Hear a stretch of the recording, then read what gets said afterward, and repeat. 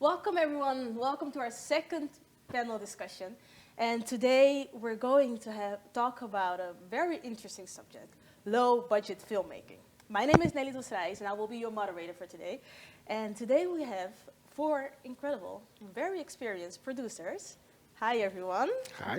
Hi. I'm going to start with I want to know who you guys are and who everybody is. So I'm going to start with you, Jelani. Could you introduce yourself? Yes, I'm Jelani Isaacs, and I'm a film producer and co-founder of New Amsterdam Film Company. Welcome. Thank you. I'm Philip Harthoorn. I'm a line producer. I work a lot with New Amsterdam Film Company. Hi, I'm Guusje van Deuren, and I'm currently the head of scripted at Halal. Welcome. Hello, I'm Denis Vaslin from Volya Films, and we are based in Rotterdam for 20 years. We produce documentary, fiction, and animation.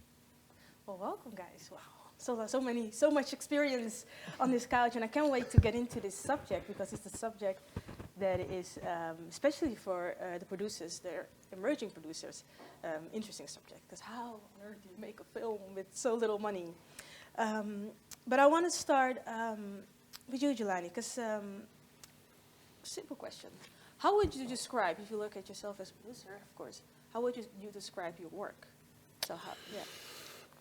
But I think it has evolved from when I started till now, but I think now it's stories that somehow influence people's thinking. And when I started, I think it was anything that I thought was entertaining, that would ignite an emotion, Yeah. I would probably go for. But now that I'm a little bit more boxed in, I think, I try to find stories that are a little bit less, what do you call that, superficial. But you said boxed in. What do you mean by boxed in? After a couple of years in the business, I think as a producer, you are at a certain moment in time both the student and the teacher. Yeah. That means you're boxed in between two things. And then your choices have to be very focused and specific. You can't just run around, do everything.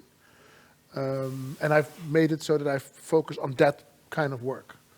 It doesn't matter if somebody calls me up and says, I need you to really look at my idea and it's, I don't know, a musical, then I might still look at it, but the chance for me choosing it to bring it forward or bring it to the next level is small.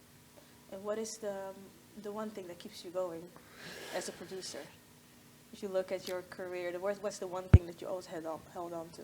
I think young makers bringing new stories, be it contemporary or not, that's the driver. I think every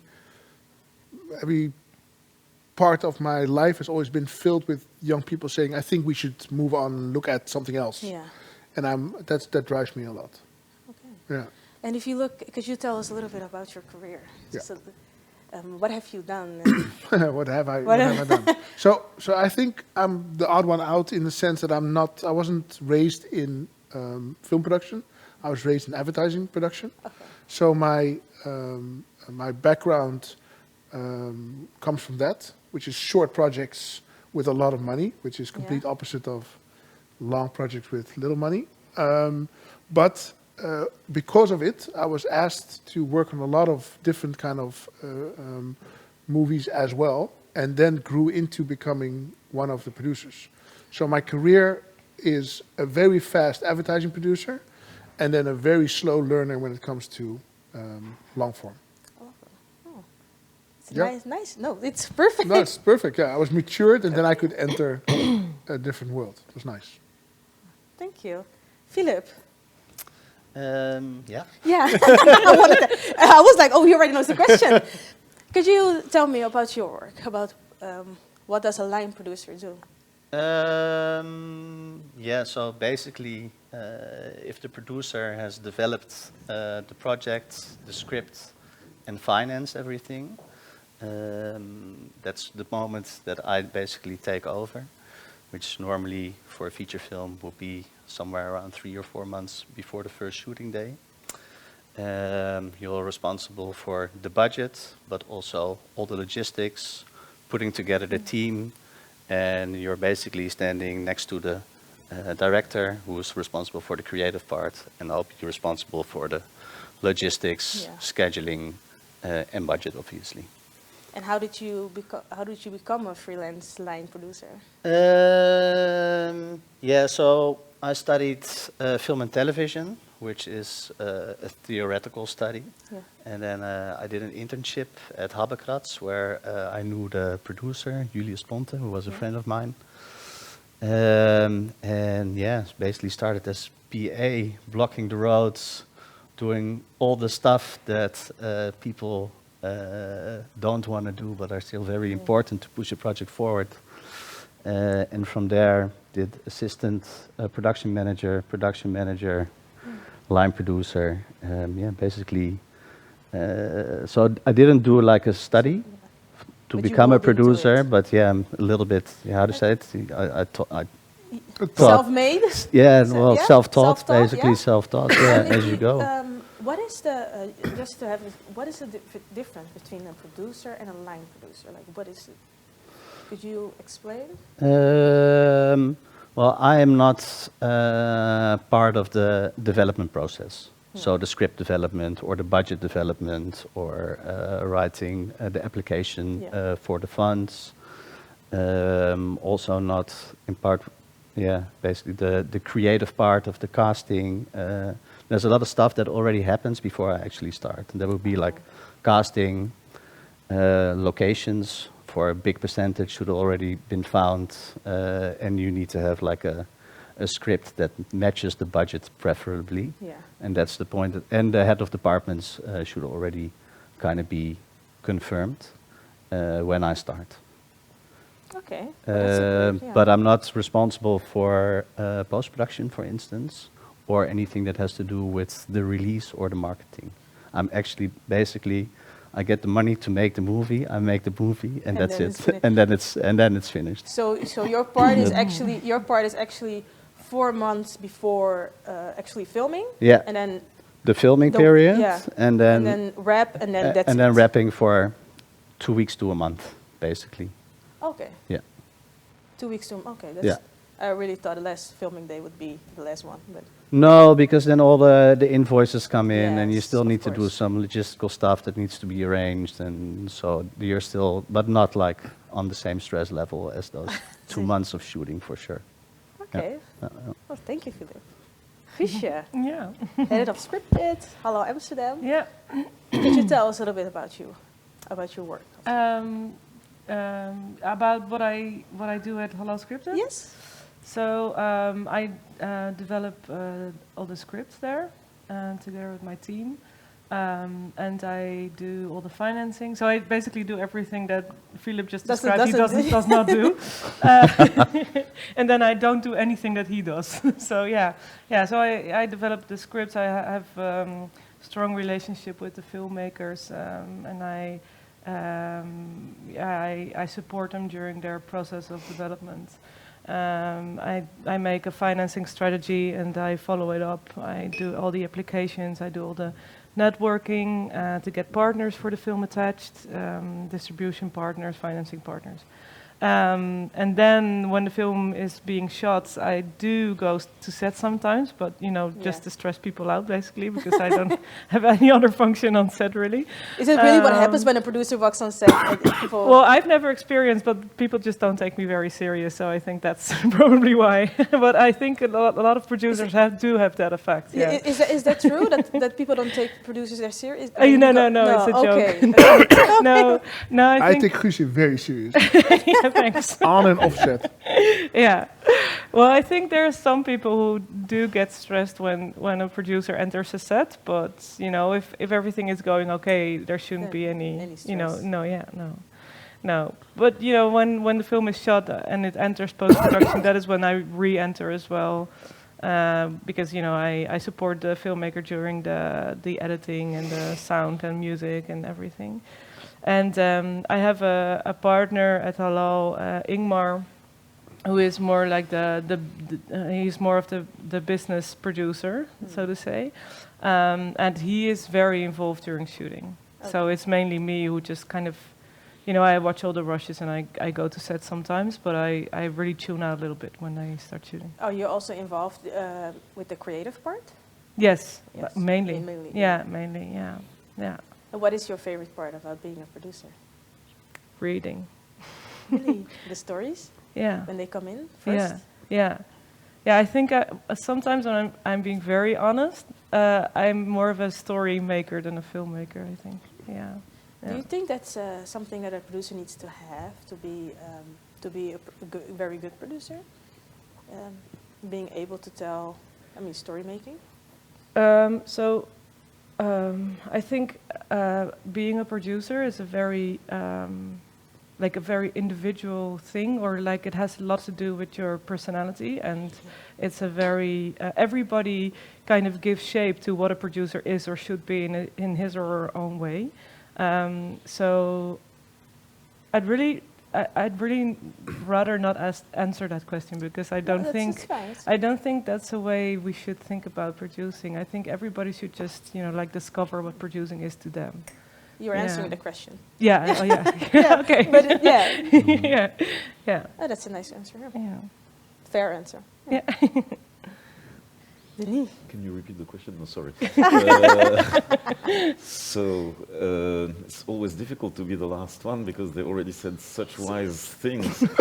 But I think, you know, what I like in my job is, I mean, how I see my job is that it's about storytelling. That's the passion which drives us probably all.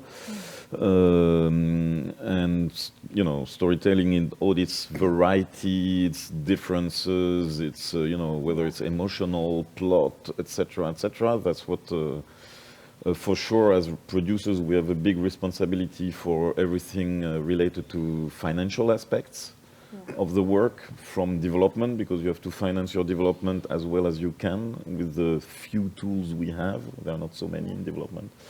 Till the very end, till the marketing of your film. And what drives me, independency, that we are an independent company. That's extremely important for me and my partner, Fleur Knopperts. We don't belong to a group.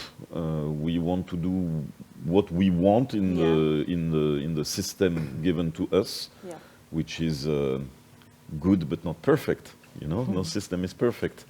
And working and the human aspect of it, because we are in direct touch with scriptwriters and directors, and it's a pleasure, and the pleasure should stay a pleasure. It should never become a nightmare, which can happen. And then you have to go back to the reason why you do what you do, whenever it becomes a nightmare. Yeah, and for what concerns me, I accumulate obstacles, like in a good script, you know. I didn't do film school. I'm a foreigner in the Netherlands, and my company is based not in Amsterdam. So you have everything against you now. Yeah, so but that's important to, I mean, to know, because it doesn't make your work the same. You know, you can balance it. You know, not being in. Well, I'm based in Rotterdam, but for a long time there was the Rotterdam Film Fund that would be a sort of compensation for not being in Amsterdam, etc. And that does not exist anymore. So you have to develop your own strategies, and according to who you are, also as a human being. You know, what are your origins, the languages you speak, the countries you want to work more with, the kind of stories you want to produce. All this is very important. And what is your role within Volya Films? My role within Volya Films. Or is that already me thinking within a box, because it's... No, we only have 90 minutes, so we should be careful with that. But we produce, the two of us, Fleur and me, we produce the films.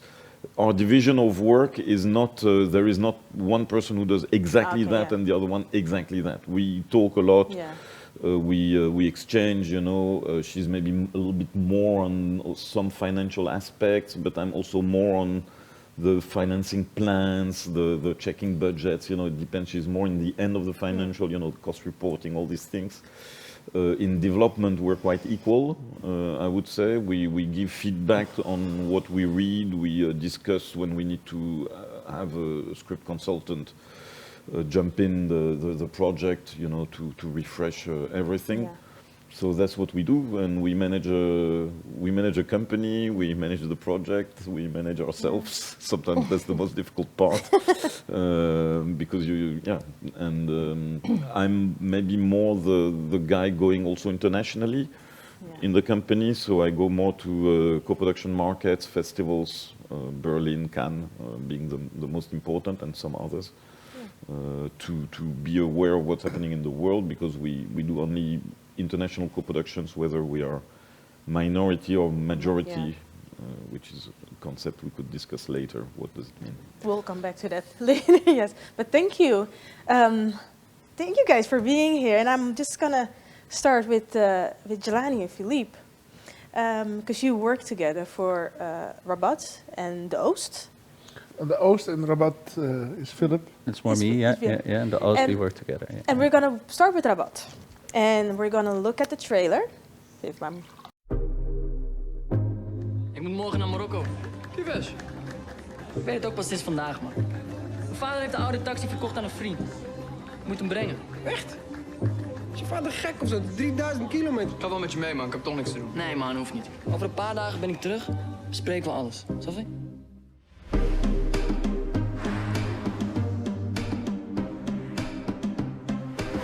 Zeg je die chick? Nee, zeker niet. Come on, it's gonna take a long time before 3 good-looking guys like us are gonna come by.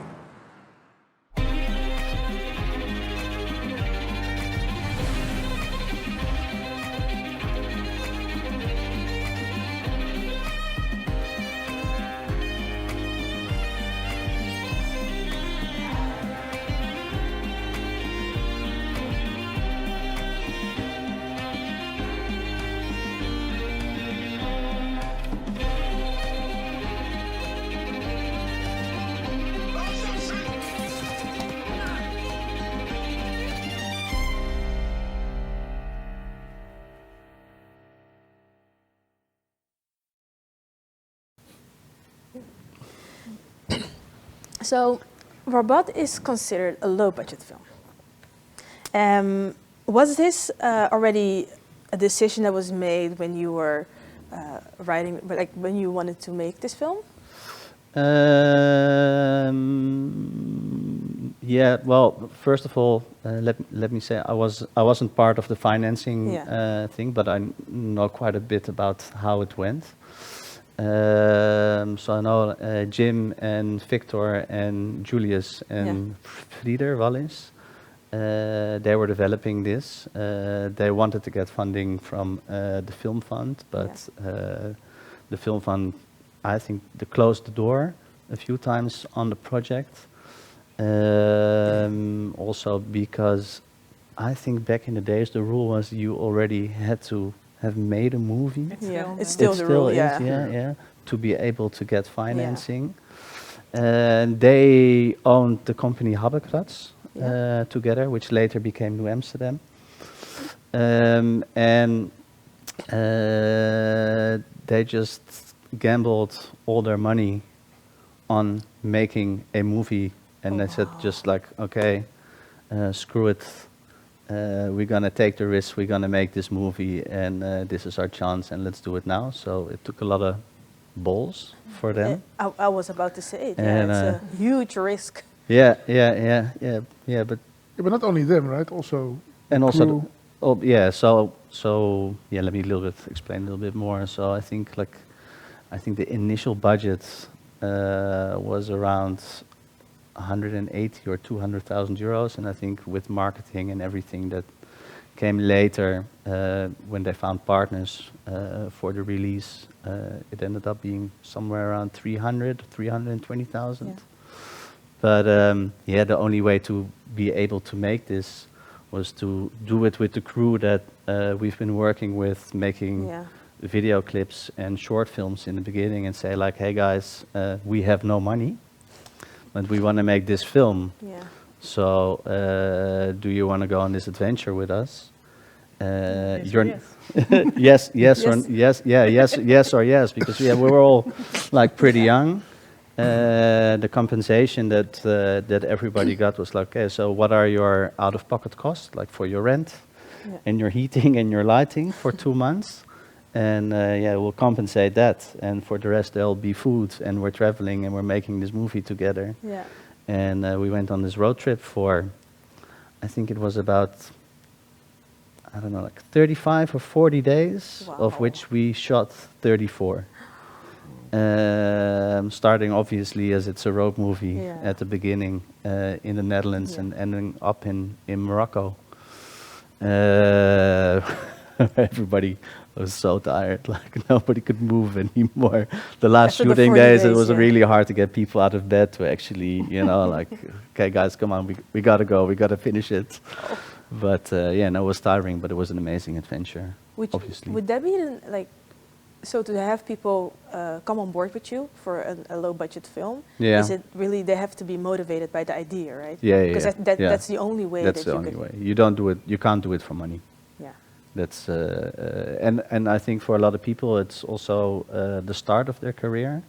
Most people don't have kids yet, don't have like all these responsibilities, Yeah. mortgages and stuff like Yeah. that. So I think it's easier to do it. Yeah. But also, I think a lot of people understood what the necessity was Yeah. of making a film like Rabat at that moment in time. Yeah. Yeah. And that's obviously about young third generation Moroccans that didn't have a podium in Dutch television or film as like real round characters. So It was really good, even for me. I'm not Moroccan, but for me, when I saw the movie, I was like, yeah, like, you Yeah. feel seen. yeah, By watching, and I could relate to a lot of things. I cannot go by car to Cape Verde, but I can relate to a lot of things. And for me, seeing the movie was really, I was happy to see a movie like that. So yeah, yeah, I think it shook And- up yeah, it did. I quite a mean, bit here in the Netherlands, Yeah, for and sure. when you look back at the whole trip and everything that you've told, what were the challenges? Because you're low budget. What were? I mean, you probably have a list, but there must be something that you said. Well, this was. I didn't know how to deal with this because of low budget. Yeah, well, the good thing about if you make a low budget film and you have a road movie is that you don't have to schedule, you know, like the script day 3, you shoot at basically day 30 and everything gets shuffled around. So it's actually an easy format to start with, like for your first film. I think road movie is like especially fit for that. So all those difficulties you don't have. Oh, yeah. So yeah, we scheduled it, and we did the location scouts like in advance. We arranged everything in advance. We had a line producer in Spain, and we had a line producer in Morocco. And the French bit we produced ourselves. Yeah. I don't like. I didn't find it very difficult. It's you know, like you get sucked into this project, this world, and you go like 24/7 Yeah. for a period of that many days, and in the end you get spit out, and that's when you have the movie. It was just go, and Yeah, I think we didn't have that many setbacks during filming actually. Just maybe losing light and getting up in the morning. Yeah. I think it was actually quite well produced in advance. So we ticked all the boxes, all the locations. I think we were pretty much on time. so Yeah. good production really helps. Yeah. Is half the work, right? Isn't that the? Yeah, and well, you make a movie in advance. Yeah. That's how I see it anyway. But no mistake, yeah, they had like 35 people on this project, but 5 vehicles. So No, 22 people. 22 people, including and the 5 actors, and 5 vehicles.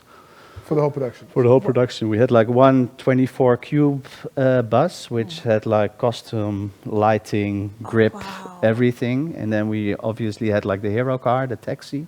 And then we had a 9P and 2 station wagons. And we transported like as a caravan, like through all these places. So he doesn't see it as a challenge anymore, but I'm listening to you and thinking. Yeah. So there were no challenges. Are you sure? Well, there's this making of film that is longer than the actual film. So there must have been challenges. Otherwise there's actually one of the cars broke down, and that was like a real problem. And then we had to get a rental car. And I think one of the biggest problems during the whole production is that everybody forgot who had the car keys. Oh my God! And I think that's still a problem with a lot of productions. All productions. Some things never change. Some things never change. And what I also remember from the movie also is that when it came out, it was a huge success. I considered it being a success. Seeing we were all talking about it. It was like the talk of the day. So my question is, one. It's funny that you say it's a huge success, and everybody talks about it, but I think it's only like 80,000 people that actually saw it in the theaters. Oh, really? Less. 70. I don't think I saw. I 80,000. didn't see it in the theaters. Okay, yeah. You saw it on DVD. Yeah, I didn't think I seen it in the theaters. Yeah, it was low. It was actually a low theater count. But this is a different, but like sorry. But I know I'm just because I'm thinking because I didn't see it in theaters. None of my friends saw it in the theaters. Was the target group? Was a success from the theaters, or was it? Because I know for me it felt like it was a success. And actually, the question that I wanted to go to, and maybe there's a different.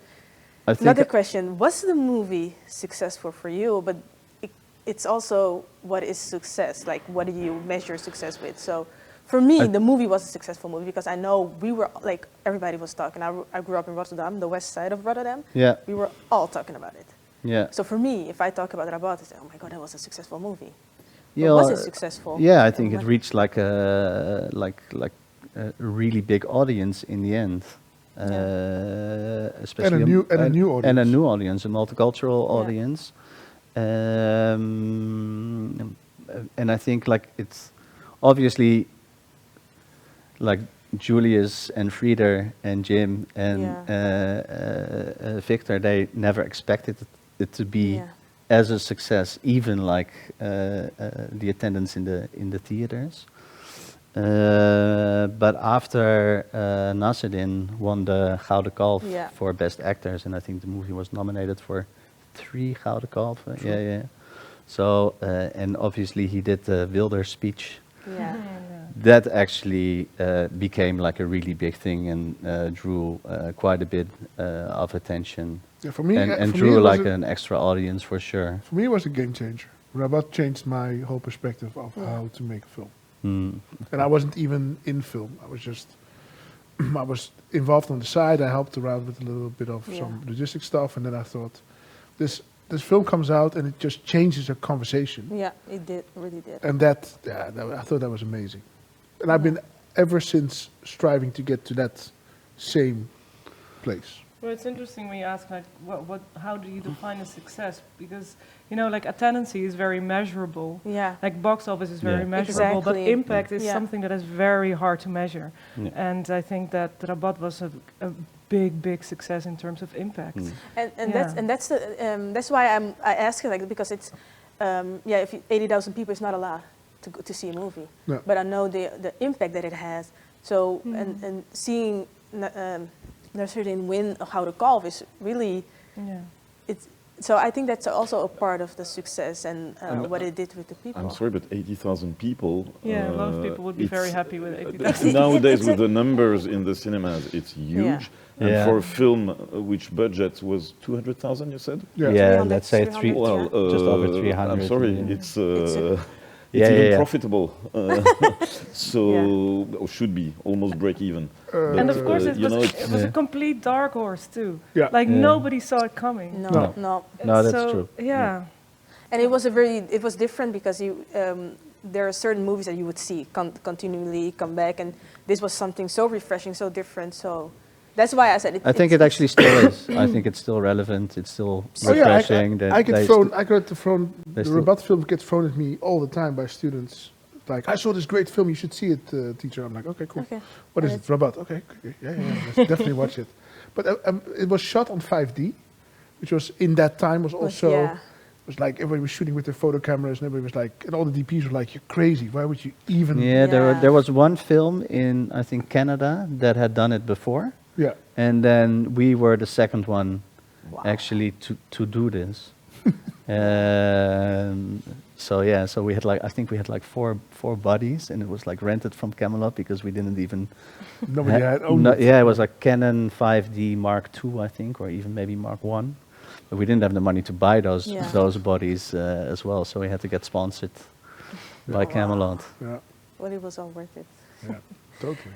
To make the switch. So let's contrast. If you look at Rabat and the other film, The Oost, Yeah. how? Okay, first question: how many Rabats can you make with the budget of The Oost? Wow. 21. He's good at math. He's good. That's why I'm a line producer. And what would you say? Just because The Oost has more money, would you say it's easier? Definitely not. No, like more money, more problems. I would say. I think it's easier to, in a way, it's easier to make a low budget film where everybody is looking in the same, going the same direction, thinking the same direction, being with like-minded people. When there's more money, there's also More risk. yeah, more risk, and like more people are like professionals doing their job. Yeah. It's We can be really honest about it. Yeah, The that's- Oost almost bankrupted us. yeah. We went. I think we were like this much on the rail. Oh wow. Yeah, yeah. Also because COVID hit Oh. almost like a year into A year when we did like a second. Oh, and then you have Second like a reshoot. stock. second reshoot. Yeah, Let's look at the trailer of The Oost before we Yes. continue the conversation. let's do that.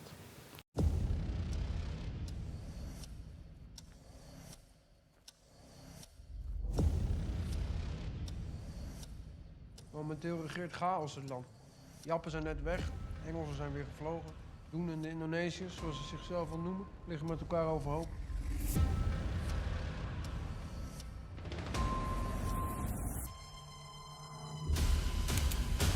Ze noemen hem de Turk.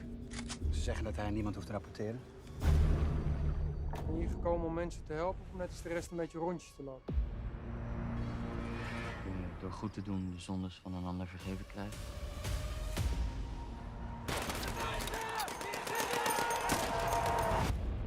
De enige manier om het te vernietigen is met nog meer terreur.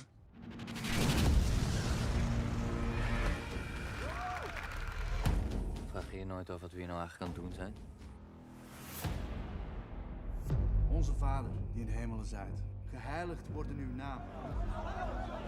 En vergeef ons onze schulden, gelijk ook wij vergeven aan onze schuldenaren.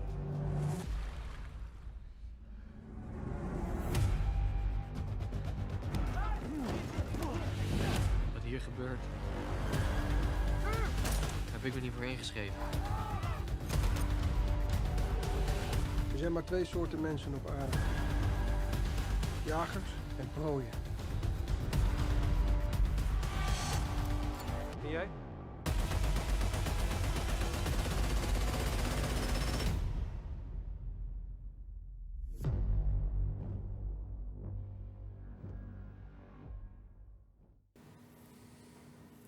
So we were talking about the East before we went to the trailer.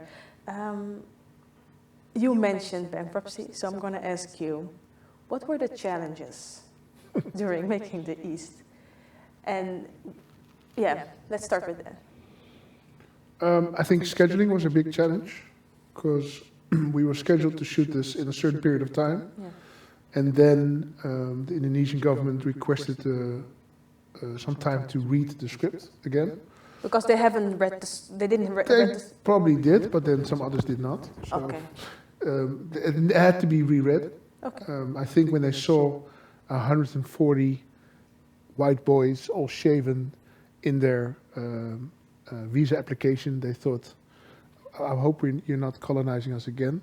But so they pushed us, and that gave us a lot of pain. Yeah.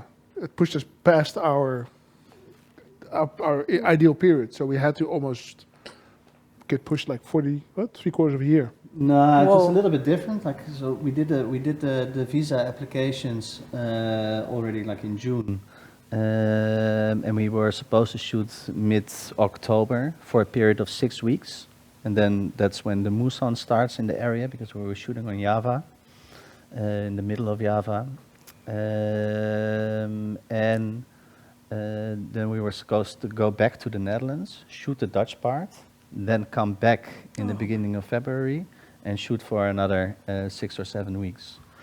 But what happened, that we didn't get the visas. Normally takes like 4 to 5 weeks max. Yeah. We were like way on time, but we couldn't figure out why we weren't getting the visas. And there was only like once a week a committee comes together in Jakarta to basically grant the visas, Yeah. and we couldn't get the information of how and why and what the problem was. But like time kept ticking, and Yeah. there were a few heads of departments already here, but our main cast was not in Indonesia. So at one point we had to postpone the shoot by every week. So first we started the 15th and the 22nd, and then like after 4 weeks, like it had no use to bring everybody over for just 2 weeks of shooting.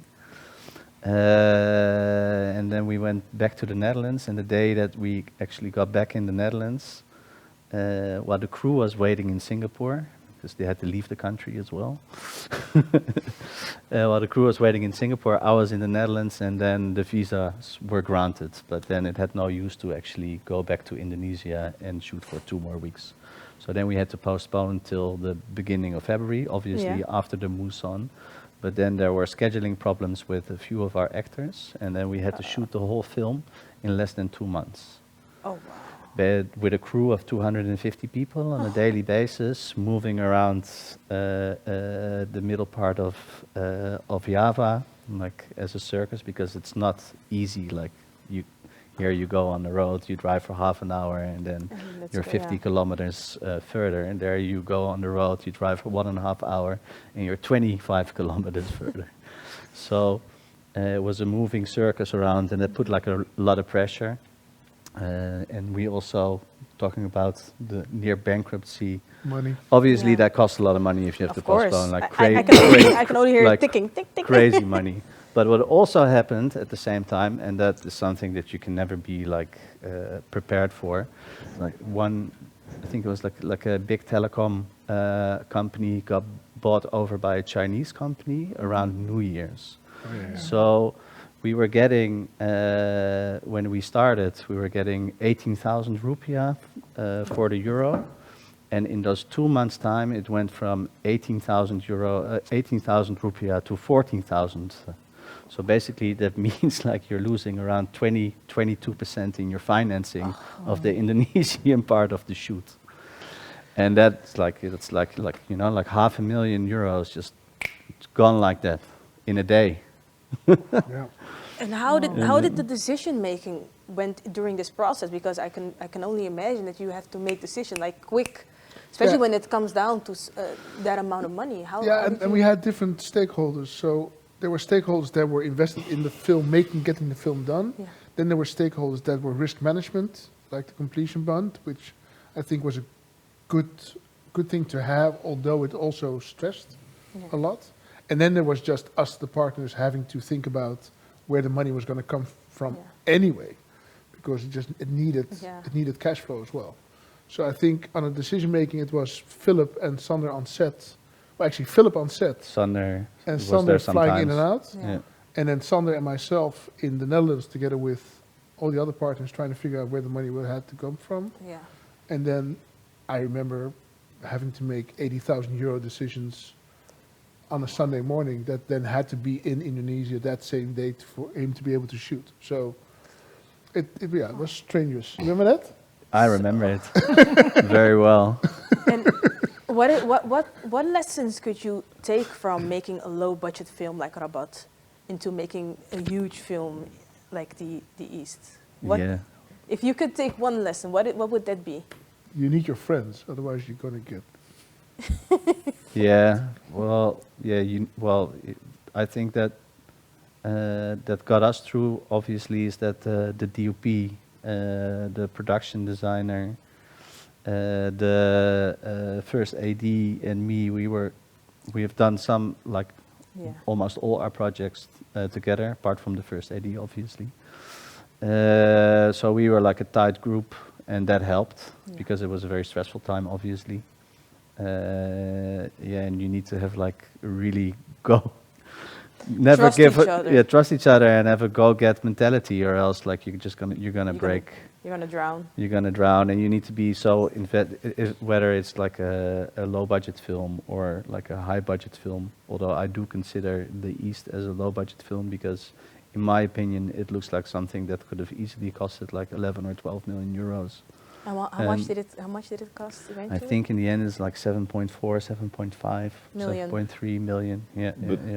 You know, when we were preparing, we said we would talk about what is a low-budget movie, which we Yeah, didn't do. So it's a bit confusing. I think for me, I think for all of us, a low-budget movie is a film which is not enough financed. Yeah, that should be it, you know, because if you have a film which should cost 50 million and you have 20 million, you are in deep problems, etc., etc. And the example of the East, the Oost, is well, part of this. It's a high budget for the Netherlands. If you look at the budget, it's a lot of money for a Dutch production. One of the highest, you know, but in the end, well, not enough. No. So yeah, that's an interesting question, because Rabat is considered low budget, and that's 350,000. But if you compare it to 7.4 million, then it's a low budget. Yeah. Well, thank you guys. I want to talk more, but time. Guusje. Yeah. Well, before we start talking, I think we're going to go to the trailer. Okay. The Libi. The Libi. Okay.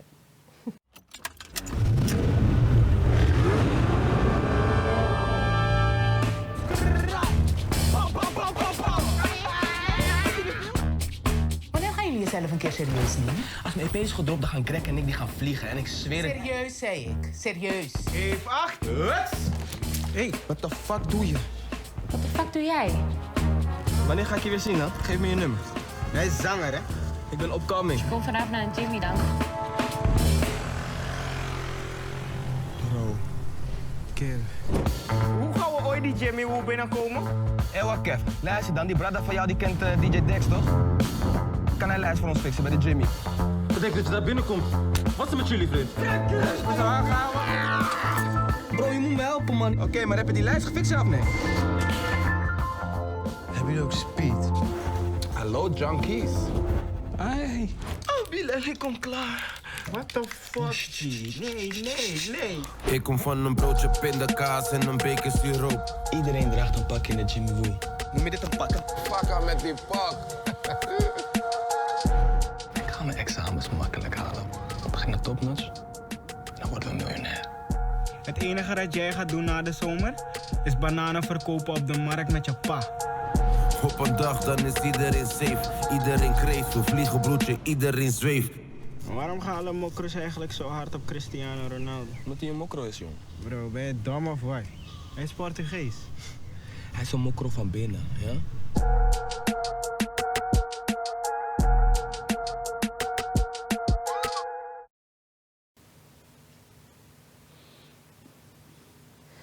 Guusje. Yeah.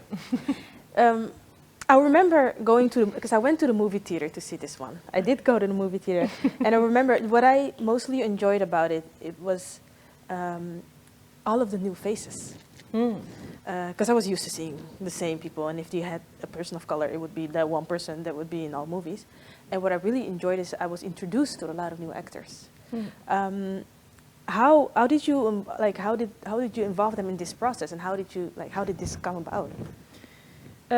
Well, when I work with Shadi and Jeroen, who are the writers and director, we almost always develop a script for a certain actor. So what usually happens is Shadi falls in love with an actor, and then we kind of build everything around that. So he fell in love with Bilal on the set of, I think, this like TV movie that they were doing. It was a one-night stand back then, like a 15-minute one-off. And he was playing a very serious, conflicted character, and he really needed to delve deep and be very sinister. Yeah. But in between takes, he would just be so funny, and he had this smile, and like Shady was completely in love with that. So he wanted to make something that would, you know, like make use of that great, you know, the charms that he has. The charms that he has. Yeah. So it all started with Bilal, and the story also started with his energy, so to say. Yeah. And we cast Daniel pretty soon after, because he was in the same class on the theater school with Bilal. So I think we saw him on Instagram, and then we on Bilal's Instagram, and then we met him, and then we went to see some play that he was in, and we just loved him. Yeah. And I don't really even remember how we cast Usama. Oh yeah, Rebecca cast him. So yeah, but we were pretty sure of our cast long before we financed the film. Yeah, even before we wrote it. Yeah, because the energy that they bring to the film was really something that I felt while watching the film. It's like, oh, these people really. Because were they friends also besides the movie? Because Daniel and Bilal were friends. Yeah, they were classmates, and you know, like quickly becoming friends. Yeah. And I think I'm not sure whether they knew Usama, but I don't really remember. But they became friends after, of course. Yeah. And how was it funded? The Libi. So I went through the low budget scheme of the film fund, which was. As I heard later, it was almost cancelled because no one would ever go through it, so it was just sitting there and not being used.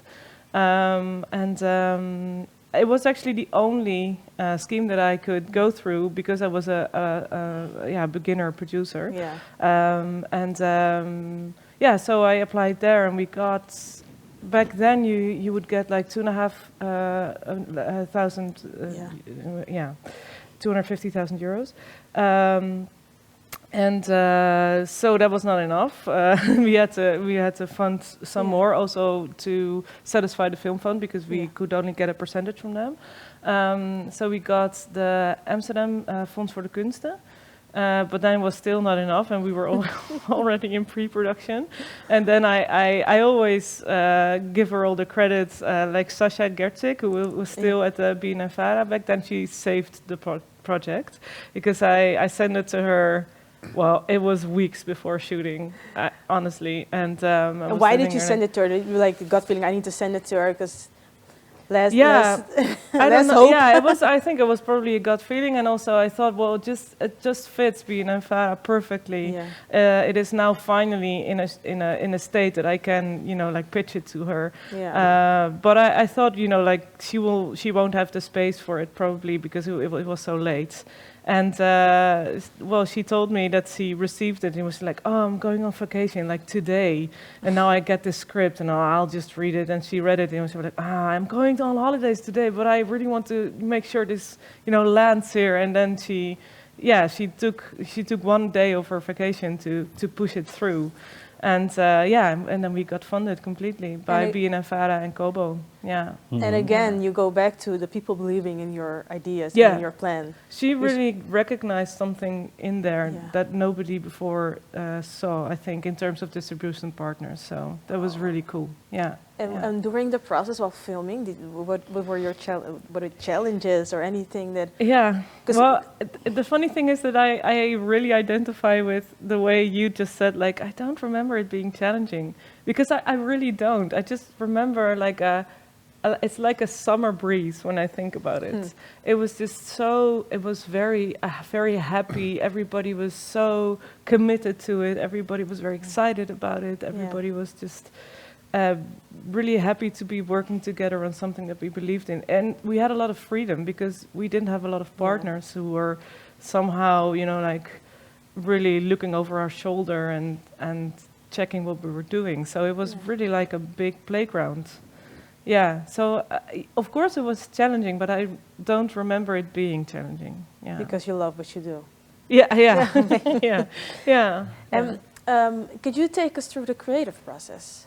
Because you already mentioned that a lot of no's. So 2 questions actually. How do you deal with the no's? Because I can imagine at some point you just get disappointed, like you don't feel like you should continue. And how does the creative process work? So those are 2 questions. Yeah, so we didn't get a lot of no's, but we were very aware that, you know, like this wasn't for everyone. Or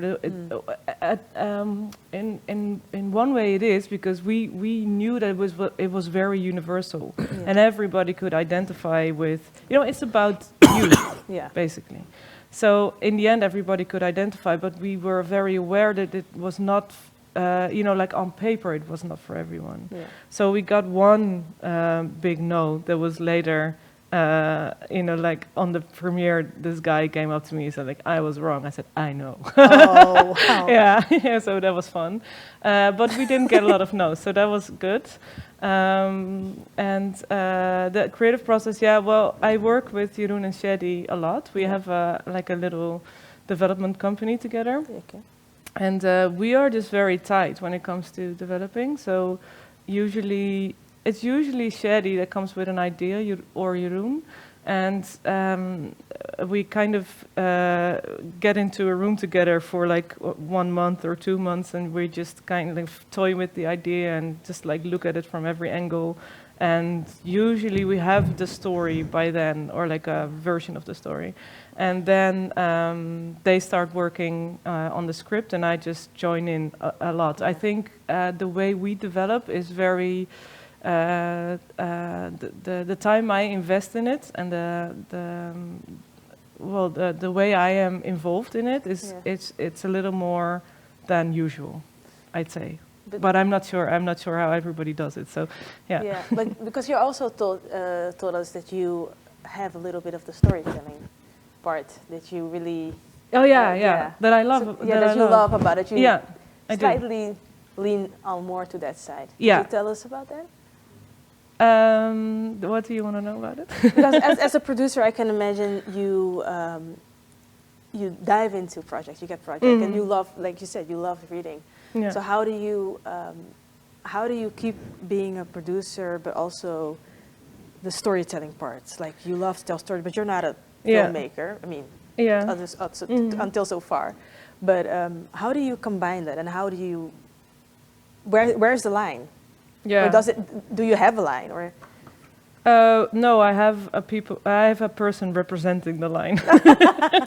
Yes, yeah. Who is Ingmar? Yeah. So and also Gijs at Halal. I'm very untalented when it comes to identifying lines. Yeah, so I outsource that to other people. Isn't there where you grow as a person? When you have the line and you just explore and you cross the line, and that's where you learn. Everybody grows differently. I don't know. Yeah, I fall into that trap. I'm actually now doing a script together with Jeroen. We're kind of scripting it together, and I already know that there are certain things that I'm going to regret later, but I just postpone that. And I try not to think about it too much, because I know everything changes all the time. True. So it might, like the brass band that is now my problem might leave on its own. Yeah. So I just try to be patient and not scared of anything. Yeah. And when we're talking about low budget films, how do you maintain the quality of the film while having low budget? Mm-hmm. And at some point you got to make choices, sacrifices.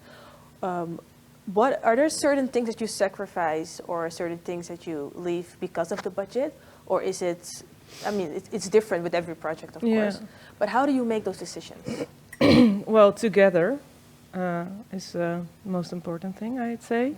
So one other thing that I do that is atypical, I think, when we make low budget films, especially, is I share the budget with everyone who wants to, be involved in it, and that is also. a way to be able to have, you know, like real conversations about choices, because, you know, when you do all of that on your own in low budget, it's really hard to make people understand why you have to make certain choices. And also they tend to become less creative, conscious choices when you do it all on your own. So I try to make them all together with all the heads of departments and really make them understand, you know, like that things are like, you have to cross-collateralize certain things. So together would be my answer. Together, good answer. And I want to talk about your other film. I don't want to dance, but before we do that, I want to go to the trailer. Yeah, go.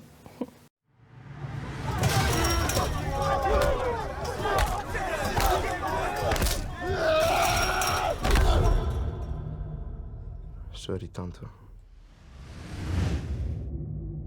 Vrouwtje vertelde net dat je moeder jullie weer terug wil. Het is echt beter geworden, Joe. Je gaat het zien.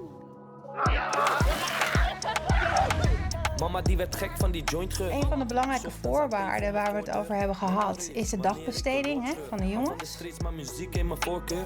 Joey, tot ik kom dansen jullie deze zomer. Het goed je best doen, hè? Memories, wanneer ik door Noord scheur. Al van de streets, maar muziek in mijn voordeur. Voel elkaars ademhaling. Voel elkaars energie. Voel het moment. Hoe is het met je moeder? Ze lijkt me een moeilijke vrouw, of niet? Ze houdt heel veel van mij. Soms kunnen mensen die van je houden je ook pijn doen.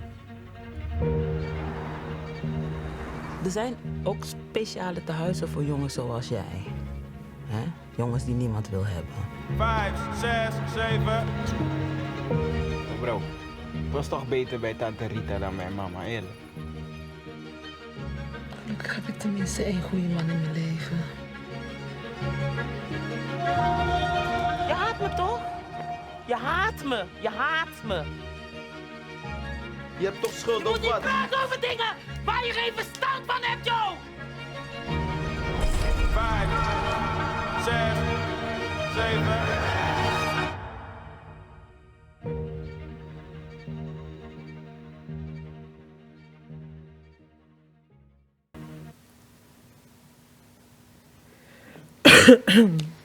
Could you tell us a little bit about the movie? Like how did it come about? No, it was a very special development. So Flynn and I were making this documentary series about children and music, or children's relationship with music. During our research, we stumbled upon Ifendo, and Ifendo immediately started to tell his whole life story to Flynn, and they really connected on, especially the relationship that they have to their mothers. And somehow, they became instant, I don't know, friends, I'd say. And we ended up choosing him as one of the children that we would follow for the documentary, and they were supposed to become 10 minutes each. But, you know, the one about Ifendo became 40 minutes because, you know, his story just kept on being more interesting, and his relationship to music and dance was really intriguing. And also, of course, his whole family got involved in the film. And when we were done shooting, we had one day left, and Flynn decided to direct Ifendo and his mother in a scene that we weren't able to catch because it would never come about, and it would be about them, you know, like apologizing to each other and finding some kind of common ground. And you know, like it was a very magical day because it was completely unusable for the film, but it was interesting to see them act and to make them experience something that they were longing for clearly, but they could never bring about themselves. And also, Ifendo clearly had acting talent. So when we were done shooting, Flynn told me, like, I want to make a feature film with this guy. And I was like, we just finished the documentary. You said, are we going to tell this story again? He said, yes, we're going to tell it again, but better. So I got Jeroen involved, and we started to make a script about Ifendo's life. But of course, Ifendo's life was, like evolving while writing. So this was a period where we would write a script, and then Ifendo would, do something or experience something that would, like completely change the game again, and then we would try to follow in the script. We would lose Ifendo from time to time. We would find him back, and the story would have continued. So it was like a cat and mouse game where the script and the life, like stumbled upon each other all the time. And Ifendo was very much involved as well, which was, of course, had to be a given to do this. And then finally we financed it and we shot it with Ifendo as a main character. And how long did this process take? Yeah, I don't really remember. I think, well, at least 1.5 years. Yeah. Yeah, I think about 2 years. Yeah, I don't really know. Yeah, but it's long, especially when you're writing a script based on somebody's life, and especially he's growing and he's changing, and it looks so different. So how was it funded? Like, how did you... Yeah, we went through the same scheme again, because back then you had to make 2 films before you could apply to the full film fund. So this was my second, so we went through the low budget again. But by then they raised the amount that you could ask from the film fund. So we only had to fund it with the AFK, to match it. So that was a bit easier, yeah. And out of curiosity, how do you find projects like these? Do they just, they send you scripts, or do you walk outside and you get inspired and you're like, hey, I have an idea? So how do you... Yeah, so in this case, it was really because we were, I was also involved in a very big educational project that was called Hallo Wereld, Hallo Muziek, Hallo Wereld. And we were making these documentaries for them, and that is why we were at a lot of primary schools. And Ifendo really found us. So he really came up to us and he was playing a clarinet and he was really like playing with us. And then once we gave him, the floor, he just told us everything, and he really wanted to tell us about how he had this plan to become a dancer, and how his mother, that he loved dearly, was kind of his antagonist, but it was also fun because he could show her that he would be a dancer and he could really do it. And it was just like the story was like it was there to be found, and we found it. So yeah, that is how it happened. Yeah. So it feels like so naturally.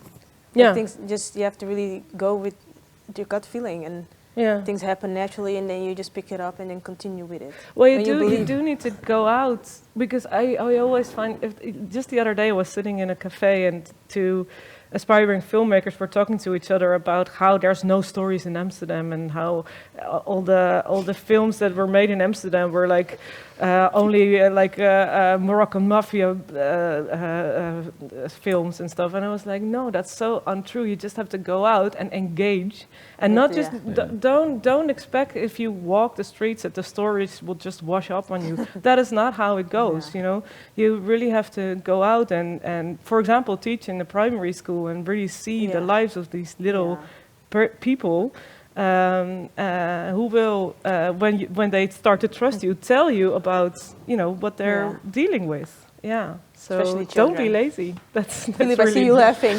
Yeah, you said little people. I think she means children. Oh, yeah.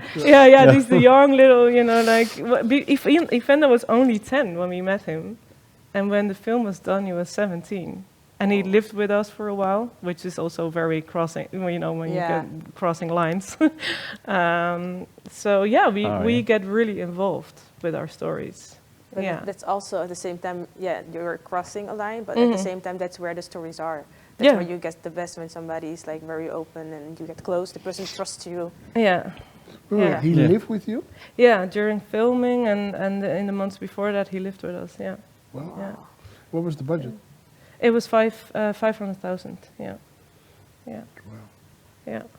Would you consider that low budget? Yeah. For 7 years, you finished the film in 7 years' time. First we made the documentary. So we met him. We were shooting the documentary, and when all that was finished, it took us 2 more years to make this film. Yeah. Yeah, but he didn't live with us throughout 7. all those. But you know, like when we were shooting, right before we were shooting, we lost him for a while, and then when we found him back, he was really in need of some kind of more stable basis. Yeah. And we said, well, we have this room, it's yours now. And then he basically moved in for you know, like a period of time. I don't remember, like half a year or something. Yeah. And after that, he moved back to his mom. Yeah. Yeah. Talking about lines. Yeah. Yeah, or like how deep do you go for projects? You know, involvement. And that's what. Yeah. Exactly. That's like, what I was saying. Yeah. Yeah. Well, yeah, we also just really love this guy. So yeah, he's now part of our family in a way.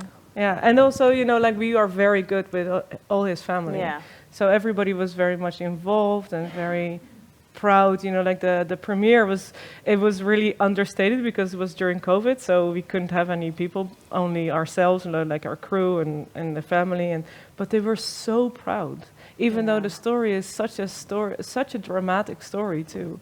But they were just like, yeah, this is us. This is our life. This is real, and you see us. Yeah. And that was the biggest compliment that we could get, really. Yeah. Oh, thank you. Yeah, you're welcome. Denise, before we start talking, let's see the trailer of Totem.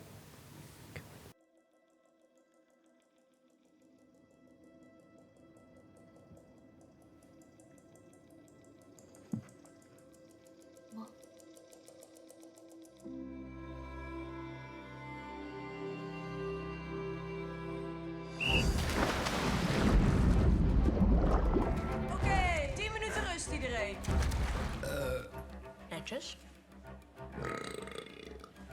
Zo, hé, goeie. Ja, maar ik ben bezig met de inschrijvingen voor de kampioenschappen. Maar je geboorteplaats zie ik nergens staan. Op de boot naar Nederland. Doe maar gewoon Rotterdam. Meneer, mag ik uw ID zien, alsjeblieft? Paspoort. Assistentie, vluchtende gedachten.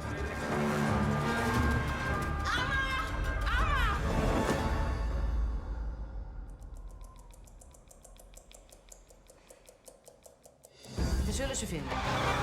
Zo snel mogelijk. Ze hebben mijn moeder en Abi meegenomen. Wat moet ik nu? Ik ben Ama. En hoe heet jij? Willem. Nee, dat past niet. Indianen noemen het totemdieren. Totemdieren? Weet je dan helemaal niks van je roots? Ik begrijp gewoon niet waarom ik weg moet. Omdat je niet Nederlands bent. Ik voel me wel Nederlands. En dat pakt niemand je af. Het ligt allemaal aan die gelukzoekers van hun ouders van hoor. Gelukzoekers? Maar iedereen mag toch op zoek gaan naar geluk?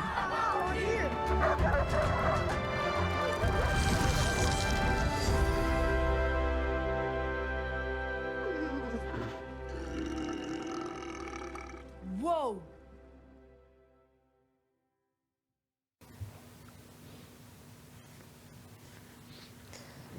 This film opened at Cinekid, right? Yes. Congrats it with that opened one. Cinekid. Yeah. That was great. Yeah. Could you take us back to before we go to Cinekid? Could you take us back to creating the creative process? So you mean 10 years before? 10 Because years. that's more or less the time of the process. Yeah. Before the premiere, I checked my mailbox to see when I had the first contact with Sander Berger, one of the writers and the director of the film. Yeah. And that was almost 10 years before. Wow. Yeah. Whoa. But you know, before things start, you know, in the beginning you have a meeting with somebody you don't know. You approached us because you heard from us and we're based in Rotterdam, and the story, one of the important elements for him was that the story should take place in Rotterdam, where he had been studying, where he had long walks in the night. You see, it's a night film. And that there would be this totem animal. Yeah. The big animatronics you could see.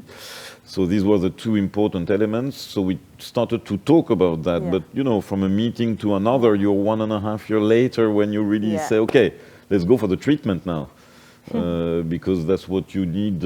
Actually, back then we needed a synopsis, a long synopsis to apply at Film Fonds, at the Dutch Film Fund. So it takes time.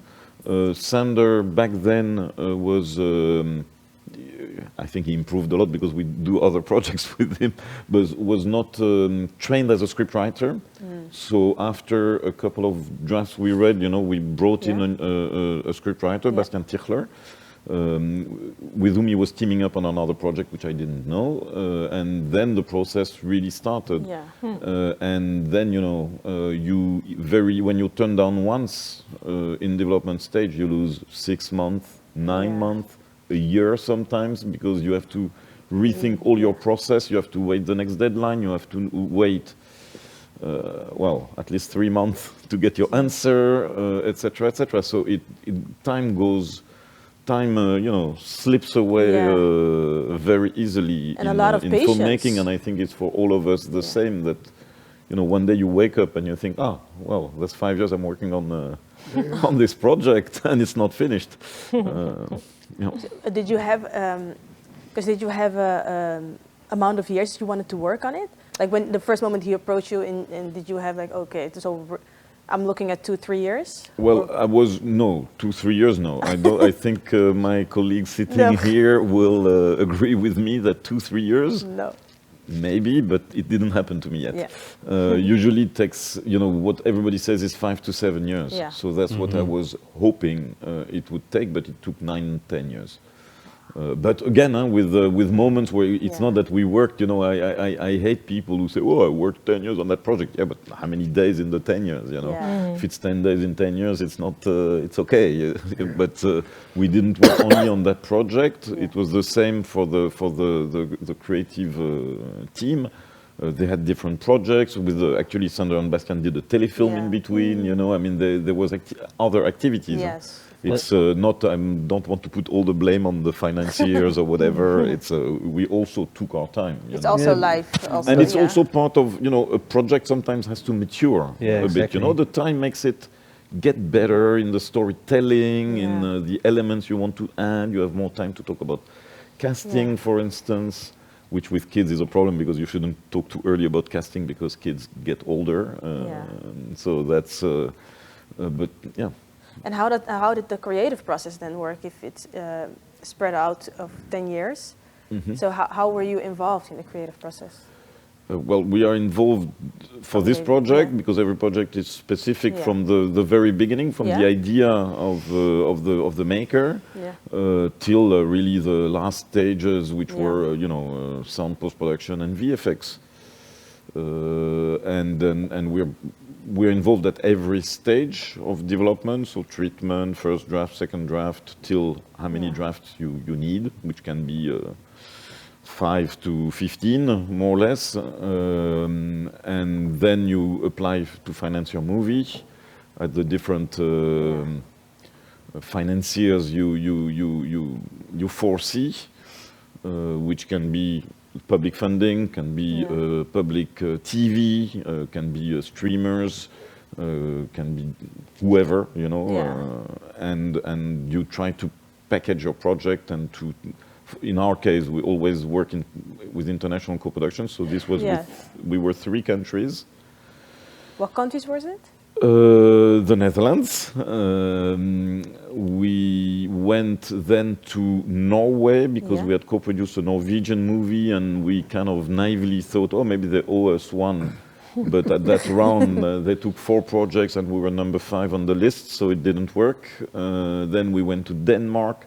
It didn't work, and it was always we were always with this project, almost there, and it was, no. We tried Belgium also, the VAF. We got an extremely positive letter, but I think there were too many family movies, Dutch family movies applying in Belgium at that moment, so we had a no-go. And then we went to the plan B that we had explained in our beautiful applications, which was let's go to Luxembourg. And with Luxembourg we got 1.1 million almost, so that changes completely your perspective, and half, 3/4 of the work was done. And then we had Germany with TV and public funding on board from Germany. Because total budget was? 3.3 excluding the COVID costs, so 3.4 with the COVID costs, so 3.3. Which how is quite high budget for a kids Yeah. movie, but you know the more countries you have, the lower in a way your budget is because you have fees, you have more obligations. We had a completion bond, which is a very expensive insurance. I don't know, you know, we're familiar, but not everybody's familiar. It's a guarantee that your film will be finished within the budget by an insurance company, or they pay the difference to caricature it a bit. It's like that. It's obligatory, right? It's obligatory above For a certain amount. 2.5 million, yeah. I think. 2.5. But it's, you know, for this film it costs more than 50,000. So It's a I'm percentage. militing for a separate fund for that, you know, that we all pay there. And when we need it, we can take it. But when there is too much money, we can finance another movie instead of that money going to insurance companies. But yeah, that's... and the difficulties for this film, you know, the challenges is we shot during the last lockdown. Basically, our first shooting day was the first day of the lockdown in December 20th of December, I think. With foreign crews coming over, you know, and foreign crews, when they come to the Netherlands, they think, it's going to be great. We're going to go to the pub, maybe we'll go to the coffee shop, etc. No, it's closed, guys. Which was good because we had very little COVID on the set because everybody, you know, they were the set was completely under locked bubble. down, yeah. So it was a dinner box. So it worked in your favor at that moment, or? When it's coming, you don't think it's in your favor because you have many other things to deal with. But afterwards, with hindsight, you know, you think, oh, well, maybe that was not bad. Because we had more COVID once we moved the set to Luxembourg. More COVID cases because we were doing the interiors, so it was more packed. It was more, you know, close contact. They didn't have the same protocol as we had here, so we had more cases over there. But in the end, it was fine, you know. And because you mentioned about working with international partners, I'm just curious about how hard is it? Is it hard to work with international partners? Like, I can assume there's a lot of challenges also, or is it just very easy to work with because you set strict rules and you agree with a lot of things? Or it's always hard, but. You know, you have to choose, you know, it sounds very stupid what I'm going to say, you have to choose very well your partners, but that's sometimes not enough. In that case, it's fine, you know, we had a smooth production, so I cannot put it on that production, but it's always difficult because you have to, for sure, you have to deal with different rules, different obligations for spending your money, you know, it's big, you need to have, for Luxembourg, you need to have 6 head of departments. Every country has a different way of counting what is a head of department, you know. I think Focus Pooler is a head of department where we wouldn't think that Focus Pooler is a head of department in the Netherlands, etc. So you have to adjust to all these things early enough because you're making budgets, you're doing, you know, you're creating all that. And after you have to follow the rules and you have to deal with your co-producers, and it's, you know, it's never easy because you have to, you're dealing with money, you're dealing with, well, if you need more money, it needs to come from somewhere. Sometimes it's, and these were the 2 partners. We were working for the first time, us as a delegate producer and them as minority producers on a project. So you also need to adjust a bit to each other. But in that case, again, it was fun. It went with Light Wolf in Germany. It went fantastic, and with Tarantula in Luxembourg, we knew each other from before, so it was also. So you already worked together, so it was easy to work together. But both as minority. That's how we met, you know, on a previous project. So, but then it went okay, and opening Cine Kid and getting the audience award was nice. It was all worth it. Also, because about that, I have. What I was wondering is how do you market, distribute a film like this? How do you do it? And then having to open at Cinekid, how did that come about? It's difficult in a nutshell to say, but it's in that case, Cinekid, they knew the film was in the make because they follow the films, you know, family movies, kid movies being made in the Netherlands. So I don't remember if, we had, the distributor contacted them, but it was, so they wanted to see a very early cut. Yeah. And we thought it would be too early because we had been editing for very little. When they said it's important, it has to be this week. Yeah. This week, it's impossible. And, we never met them. There was a new person, I think, on the team, or that was 1 year he was there. So he came to watch a cut super early. Sure, 2 days before I had watched the cut and I knew it was okay. I was surprised that in so little time we had reached that level. The story was there. There was visual effects placeholders? No visual effects. Wow. We had a porcupine walking like a salsa dancer or something like that. And there was no color grading, there was no mix, nothing. It was. But still, what is important for me is the story that it communicates. So he could see. And he gave feedback, which was actually very good feedback, which was confirming what we were thinking. So we were on the same line also. And it was quite clear fast that we were not the only one competing, let's say, to be opening film. They had another or two other films. But it was clear that, we had a very strong chance. So we had to work a bit more. And then we showed it again, and then we were invited. Really believing in your film, showing it so bare, like it feels like it was naked still. Yeah, but in a different situation, if the film wouldn't have been there, I think I would have said no. Yes, I prefer to wait. So, or we pass on Cinekid and we wait for something else, or we, we even wait 1 year sometimes. Better wait 1 year and than go too fast. How big of the budget was for visual effects? For visual effects, you mean in percentage or in percentage? We had in the beginning around 6-7%, I would say, yes. And it went lower, but still the VFX is not exactly what we would have liked it to be. Okay. Yeah. So you had 200,000. It was not done in the Netherlands. Okay. Where was it done? I will not say more. Oh, okay. And your co-producer, did they have visual effects experience?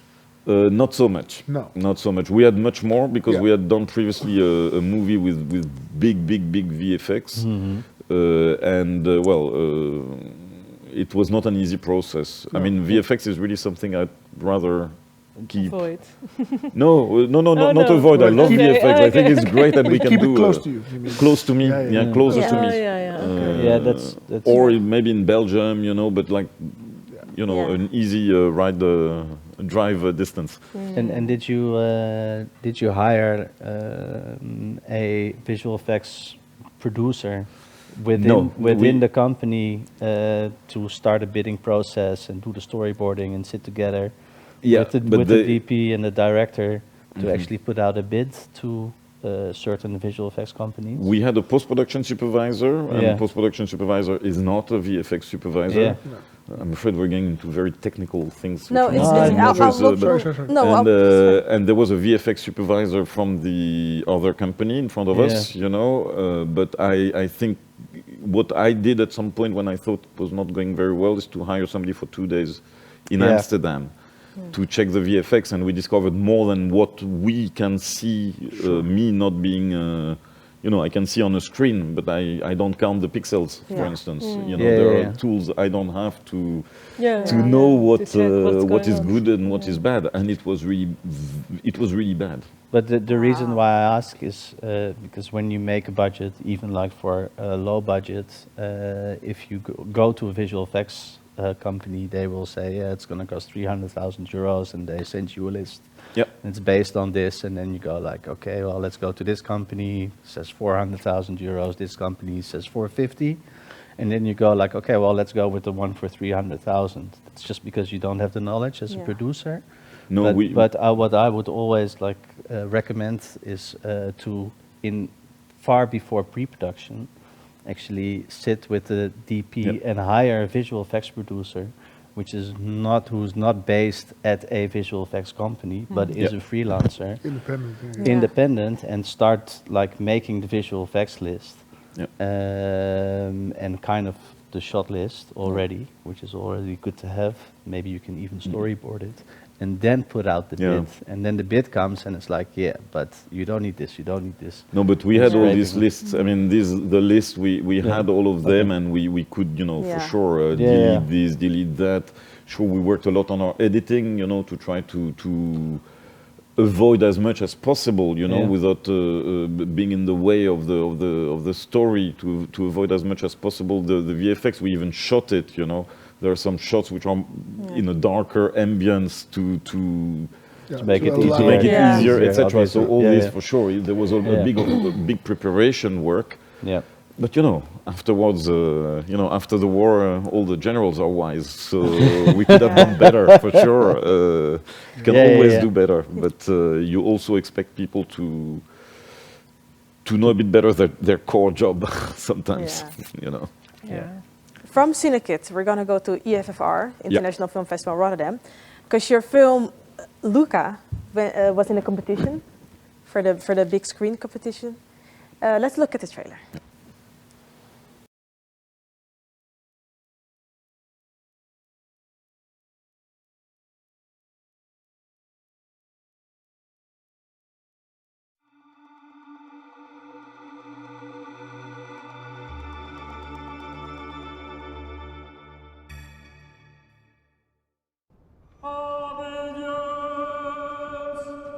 Name's Luka, sir. Academy, sniper. Ready for combat, sir.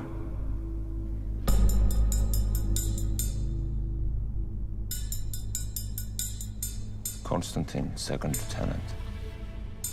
You're the first thing to show up here in ages. Here is Kairos.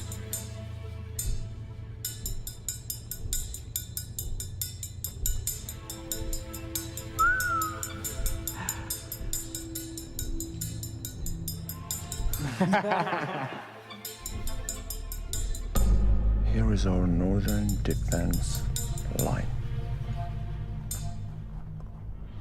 Your thirst is our thirst. Any man approaching Kairos from the north must be eliminated.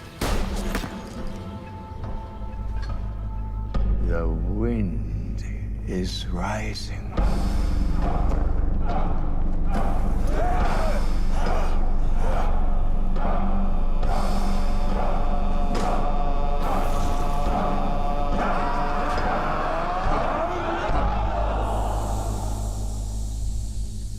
The enemy is ferocious, boy.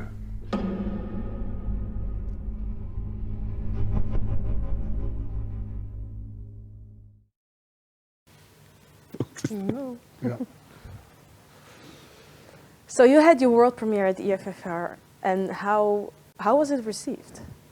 It was just, I want to say, I'm a minority co-producer on this film. It's a Belgian film, directed by Jessica Woodworth and produced by Peter Broosens, who used to be the co-director of Jessica. They're working together. They are a couple also. So it was very well received. It was fantastic to have the premiere at EFFR. We had all the cast, and as you could see in the trailer, it's a big international cast. We have cast from 5-6 countries, maybe. I didn't count. I don't know where Geraldine Chaplin, which country is she?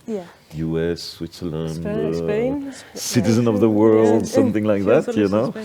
So she came over. That was really great. Jonas Mulders from the Netherlands, and Armenian, Bulgarian, etc. So, and it was very warm, because to have all the cast on stage, you know, that's a year and a half after they finished the movie, they were back together. It was like, wow, it was very nice. Was it a family? It was really like a family. Yes, it was really like a family. Why did you choose EFFR for your world premiere? It happened, and we were at EFFR, and I think the film fits very well a festival like EFFR because I wouldn't say it's not an experimental film. That's not what I want to say, because experimental got some bad connotations for whatever reason. But we are experimenting things. It's a film shot on Super 16 in black and white. It's an art house movie, you know, in the noble meaning of the thing. It's a hypnotic movie. It's fantastic. I think it fits very well to EFFR, to the identity, and especially to a new EFFR, since they were interrupted for 3 years. So it is actually, because all the other EFFRs were online. This is, I think, this was the first EFFR. First one since 2020. Yeah, because the other one was in January 2020, so that was just before COVID. Yeah. Did you feel, was it different to be there as a producer at the EFFR because of the COVID, and then you were there, the different vibe, or was it? No, it's you know, it was. I said to young staff of EFFR, I think it's my 25th EFFR, if there would have been no COVID, and it was indeed.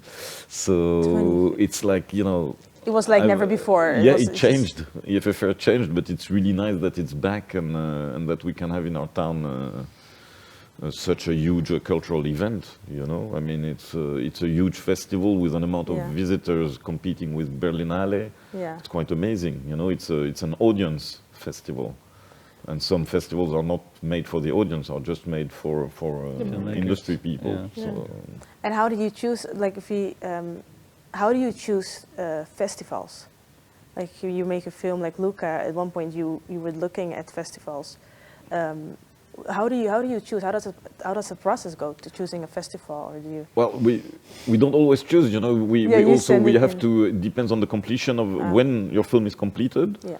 Because if you complete your film in January, you can apply to Cannes. That's nice.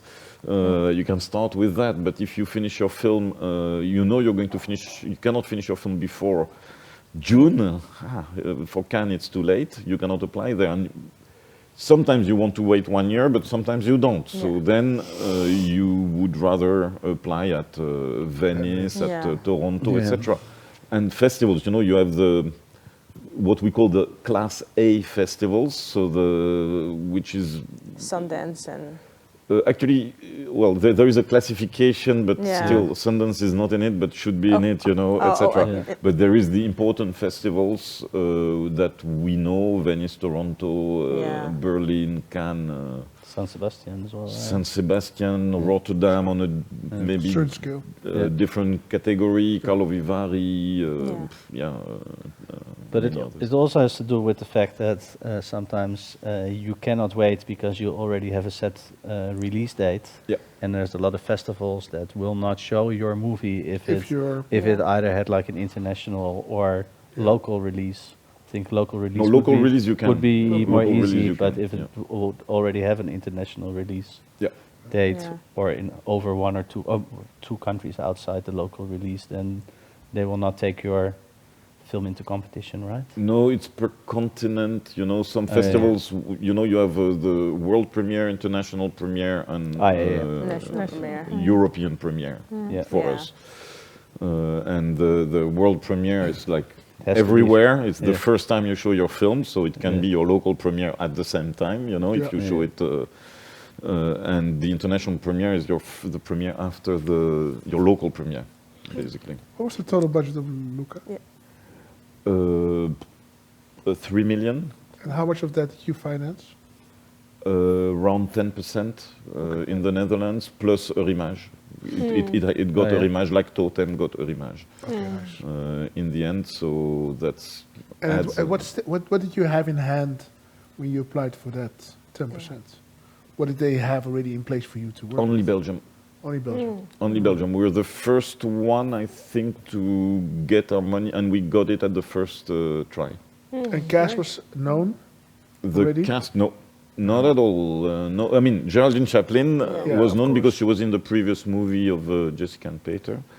But that was it. But in the Netherlands, and it was an intense casting, you know. I mean, it was a very long casting with people who like to work with actors before they make decisions and to put actors together to see how the chemistry between comedians is going to work, which is important for a film which you know, entre autres talks about toxic masculinity and group feeling, etc.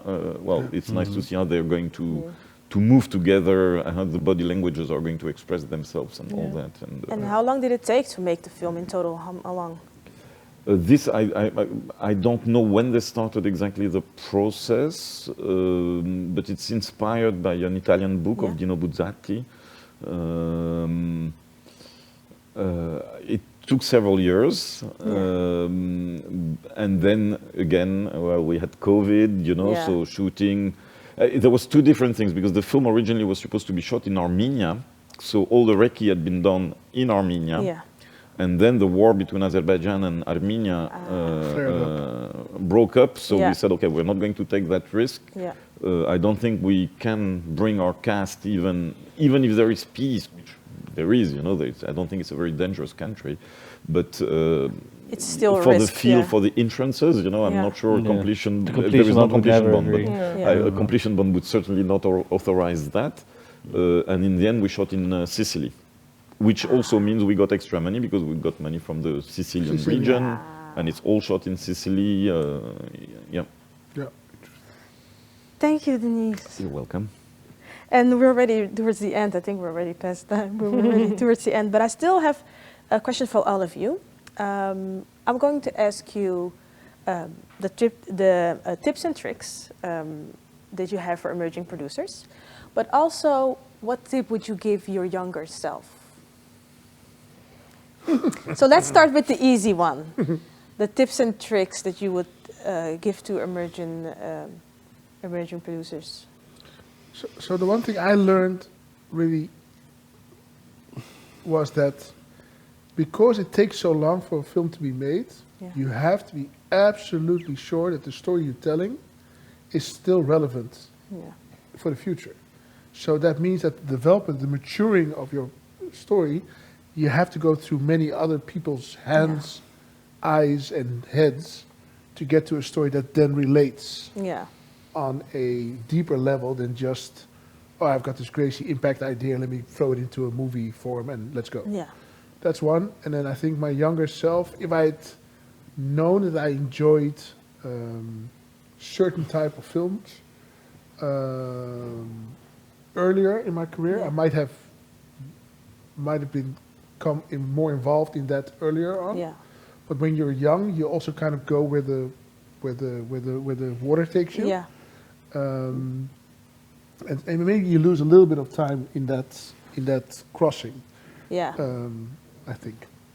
So I would say to myself, explore pay more. attention. Pay attention. I remember seeing The Wire, the first time I saw The Wire. Then only I realized, oh wait. I'm triggered by this because I actually understand the storytelling within. And before that I had not looked for that reason why behind it. So if something's offered to you, then don't grab it like straight away. It needs to be a story that you have a connection with, because else you cannot give the full 100%. You will lose your interest, and then you're just doing your job. And filmmaking is more than just doing your job. It needs like total commitment, total involvement. So I would say choose your projects very wisely. Because if you don't have that commitment and involvement, it will never become a good film. I think. And that's also maybe the tip you would. Maybe the tip to a younger version of myself. Like, maybe some projects you should have like maybe not done, or not, you know, like pass along, wait for something else, read a bit more, take time. Don't make hasty decisions. And if you're going to do like a low budget film, I think it's very important that either everybody gets paid the same or nothing, but everybody needs to be there like on the same terms. And I would definitely advise to filmmakers and producers to gather the people around you that you trust, and that you've worked with before, so you know that you can lean on each other, because filmmaking is a very, especially the production, pre-production and production part can be like mentally and physically a very hard test. Challenging. So you need to form a group that you can rely on. Yeah. Guusje. Yeah, well, I think in terms of tips and tricks for people who want to be like on the story side of producing, like I am, I would say like really approach it as a craft first and as an art later.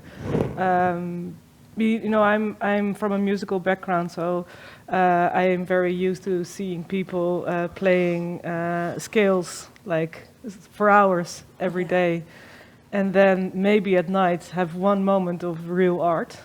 And I feel in film it's the same. I feel that there's still a great reluctancy to use all the story tools that we have, that we've been developing as humans for thousands of years. Use them, know them, and approach it as a craft and be humble to it. Yeah. That is what I'd say. And my younger self did not take advice, so I'm not going to waste it on her. Yeah. Thank you. Yeah, I agree. Know yourself. Know yourself. Know yourself. Yeah. Denise. I agree. That's it. I have nothing more to say. No, but yeah, well, do what you want to do, you know, and don't become, you know, grab opportunities, but don't become opportunistic. You know, don't create the opportunities. That's not a good idea. And I think twice before you jump into a project. You know, check what you have to check.